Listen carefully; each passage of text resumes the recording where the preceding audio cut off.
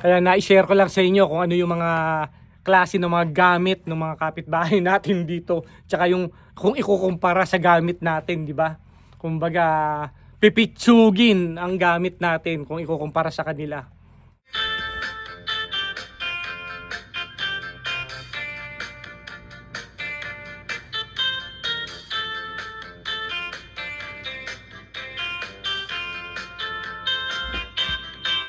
Magandang araw mga kapanyero. Ito, welcome back po sa ating channel. Nandito na naman tayo sa harapan ng farm natin mga kapanyero. Ay nako, ang ganda rito ngayon. Nakita nyo naman basa ang ating karsada. Ano? Ibig sabihin, umulan kagabi. Ganun ang ano rito. Ay nako, nakakapagod. Ito nga pala mga kapanyero, dumating na, ito na yung time na maglilinis na tayo ng farm natin. Kung makikita nyo naman, di ba? Ito, dala na natin nga pala yung ating mower na nagagamitin sa paglilinis. Pero yan mga kapanyero, ito nga pala, nagrent na naman tayo ng trailer dahil hindi pa gawa yung ating trailer. Ginagawa ko pa rin, hindi ko matapos-tapos, walang oras. Kaya naisipan ko na lang mag-rent kasi kung hindi pa natin lilinisin to ngayon, wala na, talagang tataas na, mahihirapan na yung mower natin na mag-cut niyan, di ba? Ayan, nakita nyo naman, dito pa lang rin tayo sa labas, napakadumi. Ang iniisip ko mga kapanyero, yung mga puti na yan, kasi yan yung mga magliliparan mamaya pagka naglinis tayo. Kaya kailangan nakamask tayo rito kapag maglilinis. Kasi ini-expect ko na na matatanggal yan, yung mga puti na yan, no? Para nga pagka nag-mower tayo, hindi na magliliparan yung mga yung mga yan. Pero marami pa rin. Kaya kailangan nakamask tayo sa paglilinis natin. Total, nandito na lang din naman tayo sa harap. Nagmumuni-muni tayo, nagpapa-chill lang muna tayo. Mag-check na rin tayo ng mga dito mga kapanyero, sa labas ng bakod natin, nagtanim din ako niyan oh. Ayan, kung makikita nyo, ayan, nagtanim rin ako rito para in case na, kasi hindi ko alam itong reserve na to, hindi ko malaman kung sa atin pa ba to or sa gobyerno to, wala akong idea. So ito kasi mga kapanyero, dumating tayo, ayan, napakalaki na nito, pero bala kong alisin itong malaking puno na to kasi damo lang yan So nagpalit tayo ng mga yung mga halaman natin. Yan, na magaganda ang tubo, di ba? Papalitan natin 'yan. Marami yan, parang mga rin yan mga 30 ang inilagay ko ritong puno sa labas ng bakod natin. Pero hindi rin tayo makakasiguro tulad nito. Ito, dito. Meron ditong tanim pero namatay. Yan namatay na siya, so magpapalitan natin yan.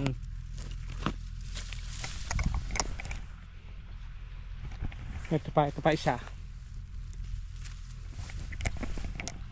So magbibilang tayo rito ng mga mga hindi nakasurvive na halaman natin para mapalitan.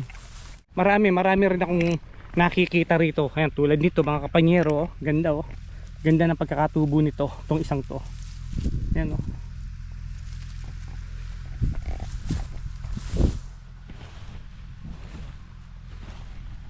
ito pa isa. Ito matatag tong isang to, laki kung makikita nyo naman, nung lang to, 2 taong itong sa harapan natin na to, kasabay nito yung nasa likuran na halaman, kaya nga ang gaganda ng tubo, di ba? Ito pa.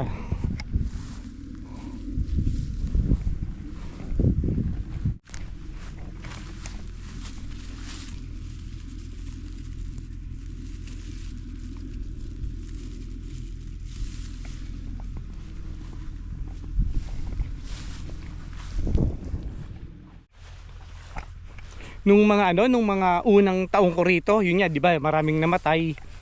Pagtanim ko ng buwan ng June, September, or bago pa mag September, nakikita ko na nagbabrown. hindi man lang siya umabot ng mga sumunod na taon, patay kagad yung mga halaman natin noon. Kaya nga ngayon, nakita nyo naman, 2 taon na, ang gaganda ng tubo, ang lalaki ng dahon. So talagang napakasaya ng mga oras na to para sa sa pag nakikita mo ng mga buhay yung mga halaman mo, di ba? Ay nako, kung meron lang sana tayong trailer na katulad nito, anytime pwede tayong maglinis dito, di ba? Kaya nga ko, di ba? Nasabi ko rin naman to na hindi ako nag-iiwan ng mga gamit dito na mga mahahalaga na mahal din, kasi nga hindi pa rin ako nakakasiguro kung baka minsan baka mawala, or yun yung mga iniisip ko rin, di ba? Pero sa loob naman ng 6 na taong ko, parang wala naman akong nakikitang bakas na bawat punta ko rito, wala akong nakikitang bakas na may pumasok or may mga nawalang gamit, wala. Kaya nga nag-iisip na rin ako na gumawa na lang rin ako ng shed rito, iwan ko na yung mower dito, makipagsapalaran ako para anytime na pumunta rito, may dala lang akong gasolina, makapaglinis na, di ba? Nakita niyo naman 'tong ating mower, di ba? Kumbaga, naunti-unti rin nating nabayaran 'yan, di ba?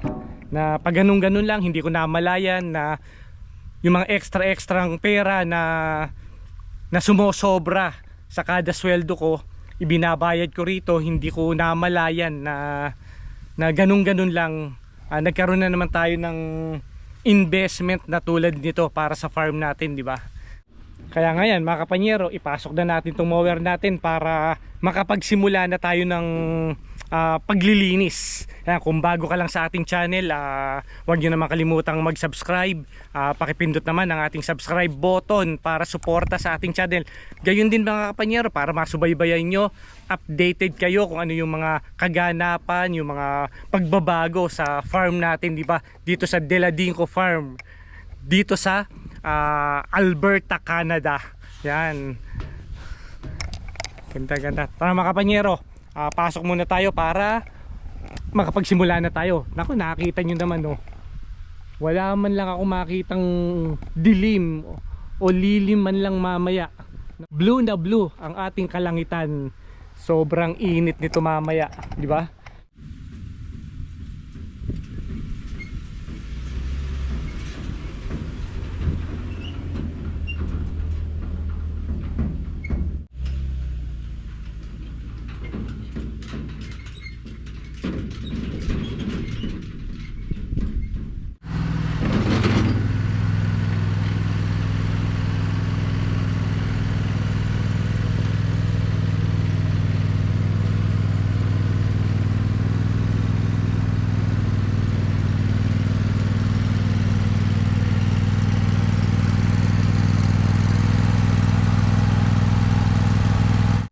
Kaya yan mga kapanyero, na ibaba na natin yung ating mower.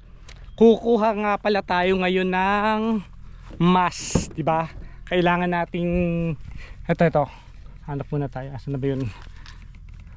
Ito, kailangan natin ng mas mga kapanyero, dahil nga masakit sa ilong yan, sigurado yan.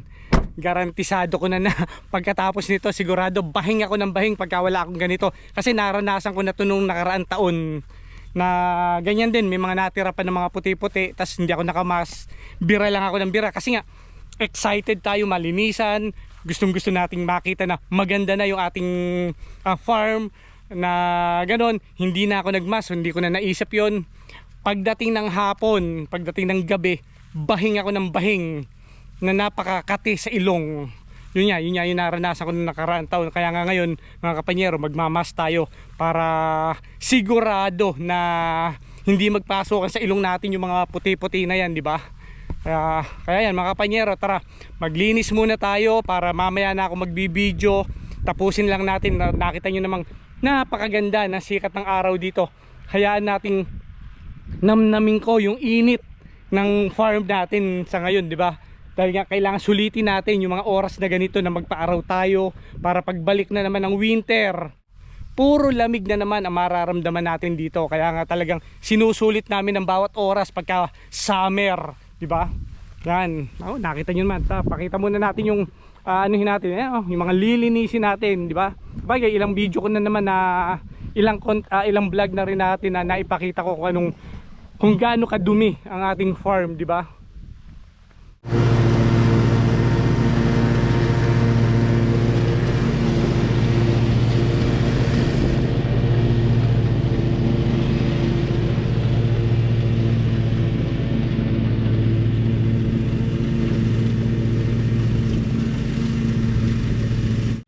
Ayan mga kapanyero, hinto muna tayo. Pahinga muna tayo ng konti para makapagpahinga rin para makapagpahinga rin itong mower natin.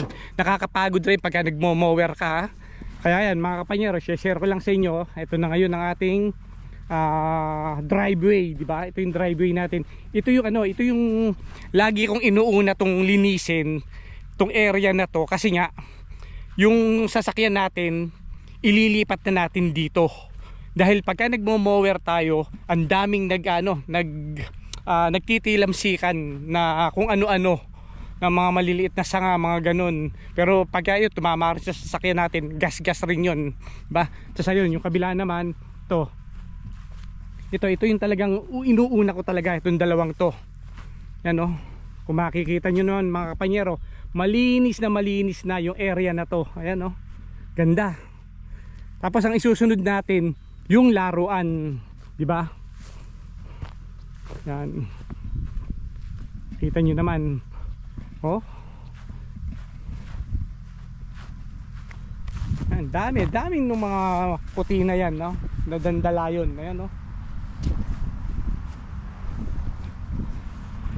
Kaya pahinga muna tayo. Siguro mga 15 minutes na pahinga para maano rin, para hindi rin ganong mainit yung mower natin, di ba? Sabi ko naman di ba, nasabi ko naman na wag din nating puwersahin, hindi naman tayo yung nagmamadali, hindi tayo yung contractor na kailangan tapusin yung mga trabaho rito. Chill lang, di ba? Kumbaga, paano lang tayo, papitik-pitik lang, yun lang, mag-enjoy lang tayo sa ginagawa natin dito, di ba? Ito yung pinakamasarap na na portion ng mga rito, yung pagmo-mower. Kasi talagang napakasaya mo kasi makikita mo na ang dumi-dumi. Tapos pagka iniwanan mo pagkatapos ng mower, ang linis-linis, ang ganda-ganda na naman. Ibabalik mo na naman yung ganda ng farm, di ba? Kaya ito tayo ngayon sa tambayan. Nakita nyo naman yung mga natin, kalat natin. Pero pumuna tayo. Yan o. Saya, di ba? Yan o. Makikita nyo yan, mga kalat natin. Share lang. Tapos mamaya yan nga, ililipat na natin yung sasakyan natin doon para hindi siya matilamsikan ng mga bagay, yung mga maliliit na bato. Marami rin mga maliliit na bato rito yung ganyan. Minsan nga pagka naghuhukay ako, may mga nakukuha ko mga bato, hinahagis ko dito sa sign natin. Diyan ko iniipon yung mga malalaking bato. Kung mayaman lang tayo mga kapanyero, na tulad nung kapitbahay natin na ang gamit niya sa paglilinis, ayan o, naglilinis sabayan din kami ng linis Ayan, share ko na lang rin sa inyo. Traktora siya, double purpose yan. May may backhoe na ginagamit nila. May backhoe sa likod, tapos traktora, tapos mower na rin. Ayan, naglilinis na rin yan. Yung kapitbahay natin, di ba? Kung ganyan lang sana yung gamit natin, kung ganyan tayo kayaman, ayan kita nyo naman cool ang ating kapitbahay, di ba? Laki ng niya. Mahal siguro niyan. Kaya na-share ko lang sa inyo kung ano yung mga klase ng mga gamit ng mga kapitbahay natin dito. Tsaka yung kung ikukumpara sa gamit natin, di ba? Kumbaga, pipitsugin ang gamit natin kung ikukumpara sa kanila. Pero sila naman kasi talagang dito na tumira. Talagang nag for good na sila rito. Pangalawang taon nila rito ngayon di ba? Kaya nga ayan mga kapanyero, na-share ko lang sa inyo na hindi rin biro ang gastos ng may farm, di ba? Kailangan kung hindi ka kumpleto sa gamit, mahihirapan ka rin, di ba? Kahit nga pipitsugin ng gamit natin, lalo pa nung mga, kung napanood nyo yung mga una nating video noon na ang ginagamit natin yung si Tesla na yung talagang mower natin na unang-una na kada gamit ko, kailangan linisin ko yung karburador, kailangan paanuhin ko muna, kokondisyon ko muna yan para magamit. Marami munang baklasan. Pero yung mower natin na yun, umabot naman siya ng 4 na taon sa atin. Yun yung unang-unang naglinis nito na masasabing napakalaking tulong rin naman nung mower na yun. Ayan, nandito pa rin yun. Hindi ko pa itinatapon. Hanggang sa masira na nga, hanggang sa bumigay na, hanggang sa makapagpalit na tayo ng bagong mower na ayan, yung ginagamit natin ngayon. Ayan mga kapanyero, maglinis na tayo, itutuloy ko na to. Magbibideo na lang ulit tayo mamaya kapag natapos na yung ating mga pagmo-mower. So tapusin na natin to para makapagpahinga na tayo, di ba? Ayan mga kapanyero, share ko lang sa inyo yung natapos natin. Natapos na natin tong laruan, itong driveway natin, yung pinaka-parking natin. Diyan tayo mga nagpa-park. Nakakapagod rin, ayan na. Nakikita na natin ang ganda ng ating farm ulit, di ba? Maibabalik na natin yung ganda niya. Ayan oh, mga kapanyero, ayan oh. Ibang-iba talaga kapag may mower kang maganda. Ayan oh. Kung makikita nyo, natapos na natin. Ang isusunod na natin mga kapanyero, yung bandang doon, yung laruan, yung mga doon sa dulo. Yun naman ang susunod nating lilinisin mga kapanyero. Ito, yung harap din natin na to, nalinisan na natin ng konti para maganda, di ba? Ang isusunod natin mga kapanyero, ito, yan. Ito na. Malaki-laki pa rin yan mga kapanyero. Wala pa tayo sa kalahati na natatapos. Di ba? Ayan, nakita nyo yung fire pit natin. Madawag pa rin, di ba? Pero ito mga kapanyero, grass cutter ang ipambibiran natin mamaya. Ito. Kaya yan mga kapanyero, tatapusin ko na ang pagmo-mower natin. Maraming salamat. Hanggang sa muli.